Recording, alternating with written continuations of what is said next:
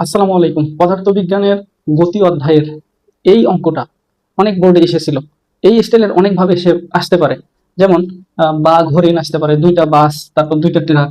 তাহলে এখানে ক একটা বস্তু স্থির অবস্থান হতে 5 মিটার/সেকেন্ড স্কোয়ার সুষম ত্বরণে চলছে। তাহলে ধরে নিলাম ক একটা বস্তু যে কিনা একটা ত্বরণ নিয়ে যাত্রা শুরু করছে, সেটা হলো 5 মিটার/সেকেন্ড স্কোয়ার। এটা কিসের মান? ত্বরণের মান। ওকে। একই দিকে খ বস্তুটি 30 মিটার পিছন হতে 108 কিলোমিটার/আওয়ার বেগে সুষম বেগে চলছে। তাহলে ধরে নিলাম ক বস্তু থেকে ঠিক 30 মিটার পিছনে, মানে এই দিকে এখানে আরেকটা বস্তু, খ বস্তু 108 কিলোমিটার 108 কিলোমিটার/আওয়ার বেগে যাত্রা শুরু করছে। এই বস্তুটা হরিণ হতে পারতো, এটা বাঘ হতে পারতো, আবার এটা হচ্ছে একটা বাস হতে পারতো, এটা একটা ট্রাক হতে পারতো, ইত্যাদি ইত্যাদি। এখানে গ নম্বর কোশ্চেন, কত সময় পর গাড়ি দুটির বেগ সমান হবে? তাহলে এখানে আমাদের ডাটা কি কি দেওয়া আছে। এই বস্তুটা স্থির অবস্থান হতে যাত্রা শুরু করছে, তার মানে ইউ এর ভ্যালু 0, অর্থাৎ আদি বেগের মান 0। এখানে ভি এর মান দেওয়া আছে 108 কিলোমিটার/আওয়ার। এটাকে আমরা কি করব? মিটারে কনভার্ট করবো, অর্থাৎ মিটার/সেকেন্ডে কনভার্ট করবো। তাহলে এটাকে আমরা কি করতে হবে? 1000 দিয়ে গুণ করতে হবে, আর নিচে 3600 দিয়ে ভাগ করবো। ক্যালকুলেশন করলে 1080 ভাগ 36, এটা হবে 30 মিটার/সেকেন্ড। ঠিক আছে। আর এদের টি এর মান বের করতে হবে, অর্থাৎ কত সময় পর এদের বেগ সমান হবে। তো দুইটা বস্তু যখন যাত্রা শুরু করেছে, তাহলে আমরা দেখবো যে একজন সমবেগে, একজন সমত্বরণে, কারো বেগ বাড়বে, কারো বেগ স্থির থাকবে। এটা কত? তাহলে এটা আমরা নির্ণয় করব।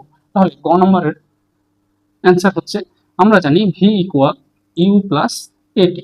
এবার মান বসাও। ভি এর মান কত? ভি এর মান হচ্ছে 30, ইউ এর মান তো 0, ত্বরণের মান আমরা এখানে দেখেছি 5 মিটার/সেকেন্ড স্কোয়ার। তার মানে এখানে আমরা এর জায়গায় বসালাম 5t। তাহলে এইটা এরপর কি লেখা যায়? 30 ইকুয়াল 5t লেখা হয়ে গেলে কি থাকে তখন? 30 ভাগ 5, তার মানে 5 6 30, টি এর মান 6। এটাই হচ্ছে অ্যান্সার গ নম্বরের। এবার আমরা ঘ নম্বর অঙ্কটা একটু করতে যাচ্ছি। ঘ নম্বর করার জন্য আমরা দুইটা বস্তু নিলাম, ধরলাম এটা ক বস্তু, এটা খ বস্তু। তাহলে ক বস্তু একটা সমত্বরণে যাচ্ছে, তার মানে এর বেগ ধীরে ধীরে বৃদ্ধি পেতে থাকবে। আর এ যাচ্ছে সমবেগে, তার মানে এর বেগ বৃদ্ধি পাবে না, এ সমবেগে যাবে। আর এর বেগটা এরকম হবে, আস্তে আস্তে আস্তে বাড়তে থাকবে। ঠিক আছে। তো দেখা গেল যে ঘ নম্বর কোশ্চেন, যে যাত্রা পথে একাধিকবার মিলিত হবে কি, বা যাত্রা পথে মিলিত হতে পারে কি? হতে পারে। দেখা গেল যে এরকম যাচ্ছে, কোন এক সময় গিয়ে মিলিত। তো এটা আমরা বের করবো। ঠিক আছে। তাহলে ধরে নিলাম যে ক বস্তু থেকে এক্স মিটার দূরে, ক বস্তু থেকে এক্স মিটার দূরে এখানে মিলিত হবে। যেহেতু আমরা জানি না কত মিটার দূরে মিলিত হবে, এই জন্য আমরা এক্স মিটার ধরে নিলাম। তাহলে এই বস্তুটা কিসে চলছে? সমত্বরণে।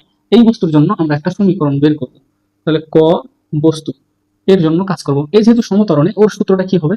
S equal u t plus half a t square. তাহলে এস এর মান আমরা যেহেতু ধরে নিয়েছি এক্স মিটার যাবে, তাহলে এস এর জায়গায় বসাবো এক্স।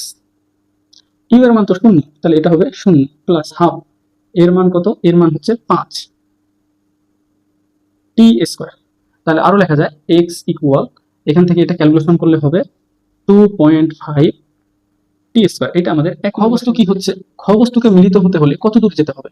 খ বস্তুকে এইখানে গিয়ে মিলিত হতে হলে একে আগে 30 মিটার যেতে হবে, আবার এক্স মিটার যেতে হবে। তার মানে এর টোটাল অতিক্রান্ত দূরত্ব 30 প্লাস এক্স, এই যে এখানে গিয়ে মিলিত হবে। তাহলে এখানে এ যেহেতু সমবেগে যাচ্ছে, সমবেগের ক্ষেত্রে সূত্র হচ্ছে এস ইকুয়াল ভিটি।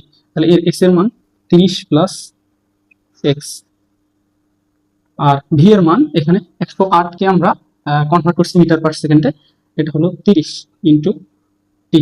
এটাই হচ্ছে আমাদের 2 নম্বর সমীকরণ। এখন 1 নম্বর সমীকরণের এই এক্স এর মান এই জায়গায় আমরা বসাবো, এই যে এখানে এক্স এর জায়গায় বসাই দিব। তাহলে কি হয়? দেখা যাচ্ছে এখানে 30 প্লাস এক্স ইকুয়াল 30টি, আর এক্স এর জায়গায় কি বললাম? এই মানটা বসাই দেবো। তাহলে এখানে হচ্ছে 30 প্লাস এক্স এর জায়গায় বসাবো 2.5 টি স্কোয়ার। তাহলে 2.5 টি স্কোয়ার ইকুয়াল 30 টি। এবার 30 টিকে এই পাশে নিয়ে আসবো, তাহলে 2.5 টি স্কোয়ার মাইনাস 30 টি প্লাস 30 ইকুয়াল 0। এখন এটাকে মিডল টার্ম করতে হবে। যদি মিডল টার্ম না যায়, তখন একটা সূত্র আমরা ইউজ করি। সেই সূত্রটা এইখানে একটু লিখতেছি, যে X equal minus B plus minus root B square minus 4ac divided ভাগ 2a। এই সূত্রের সাহায্যে এখানে আমরা টি এর মান বের করতে পারবো। আবার সরাসরি ক্যালকুলেটর দিয়েও আমরা এই মানটা বের করতে পারবো। তাহলে এখানে দুইটা মান আসবে, একটা আসবে 10.9 সেকেন্ড, আরেকটা মান আসবে t/1.10 সেকেন্ড। তার মানে এখানে দুইটা বস্তু, একটা 10.9 সেকেন্ড পর একবার মিলিত হবে, আরেকবার মিলিত হবে 1.10 সেকেন্ড পর। এই 1.10 সেকেন্ড পর আগে মিলিত হবে, আর ঠিক তার 10.9 সেকেন্ড পর আরেকবার মিলিত হবে।